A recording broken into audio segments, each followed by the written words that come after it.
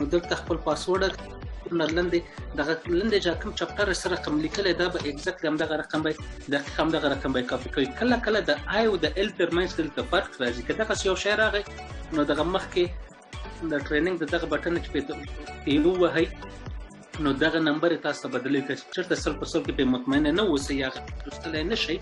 نو کولای شي چې دا بدل کړئ. هیڅ کوم خبره پکې نشته.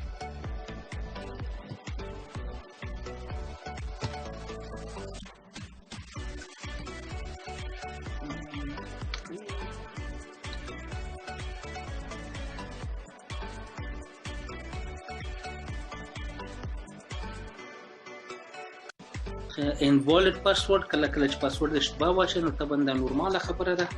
ولې دا یو اکاونټ د چې ډیر کم استعمالوم نو د لپاره پاسورډونه مې لږ فرق کوي. دا ټول هغه شیان دي چې موږ تاسو یې را زده کوو د ټریننګ په بخش کومک هم کوي. دې صفحې ته راولئ. دلته تاسو ته 4 اپشنونه درکوم سم فورکس اومیګا ټریډ چې دا په پسته کوموډیټي ټریډینګ ته شي یا ایکسچینج یا بانک ته چې بانک ایکسچینج به له خیر سره ډیر په زر سره فعالیت خپل آغاز کړي. شروع همدغه میاشتې په اخره پورې خو زه دا وایم چې دې کال تر اخره پورې هر نفر به دې ته هغه شي چې هر څوک په اومیګا پرو کې اکاونټ خلاصي پس دغه دې کولای شي د او ای پی منی نه ځانته یو ماستر کارت ته درخواست وکړي. ځانته د انده چې دنیا په هر کونج کې وسی دا بانک چې دا بانک په انګلستان کې دی یعنی د انګلستان که به تاسو بانک اکاونټ لرئ تاسو کولای شئ دغه نه خپل آی بی ان نمبر مې خپل سویفټ کوډ مې تاسو کولای انټرنیشنل ترانزیکشنونه کوي. نو فورکس باندې کلیک کوو نو فورکس موږ تاسو ته اصلي هغه تم به ډاشبورډ تم به یا باک افیس تم به یا دغه تم راولي. نو زما چون په انګلیسي کې ده تاسو ژبه ورته کولای شئ چې بدله کې بعضې ژبې دلته سلیکټ شوي دي چې د باندې خپل کمپنۍ کړې دي او کدا نو څومره ژبه چې په ګوګل کې دي هغه کولای شئ تاسو خپل ژبه را بدله کړئ. نو هغه کوم ژبه چې تاسو مکمل تسلط پرې لرئ هغه ژبه ته راوړئ.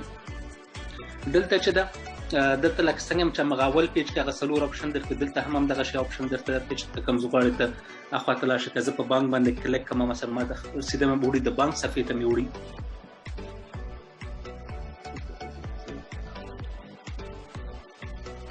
مثلا دغه سکه د بانک صفحې ته دروړي ټول شان چې د بانک معلومات څخه اکاونټ خلاص کړي اته به کنه نو دلته بیرته راوړي.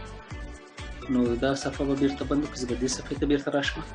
نو دلته که تاسو ګورئ په کوم تاریخ باندې چې د اکاونټ فعال شوی دی د کې پیسې اچول شوی دي یعنی تاسو هغه کاروبار نه د شروع شو 13 نومبر 2020 کال 15 بجې د مازدیګر 11:02 ثانیو باندې دلته درته درته خي دلته درته مثلا درته لیکل د نن ورځې ګټه تاسو څومره رسیدلې ده او تر اوسه پورې په مجموعي توګه باندې تاسو روپۍ هغه کړی دا اوایډ کړی دا او دځي او د تحقیقات چې دا مثلا دا پاکیج د نتورک مبارک ده که څوک غواړي خپل پاکیج اپګریډ کړي بای پاکیج وهي نو د ځینې چې کله بای پاکیج وي دا بل صفحې ته دی بیا التزام ته پاکیج خوښي نو پیمنټ سیستم ورته مختوي. ای والټ په دغه ځکه چې د تاسو زموږ تاسو هغه کڅوړه دی هغه ای والټ دلته څومره پیسې په دغه ای والټ کې وسی دا موږ تاسو کولای شو وډرای کو یعنی کمپنۍ ته د چهارشنبه ورځ نه مخکې کتر ریکوست ورته وکړي کنه ته درخواست ورته چې زما دغه 500,000 درار ورته چې دا زغړم دراو بس ما نو تاسو خپل په پروفایل کې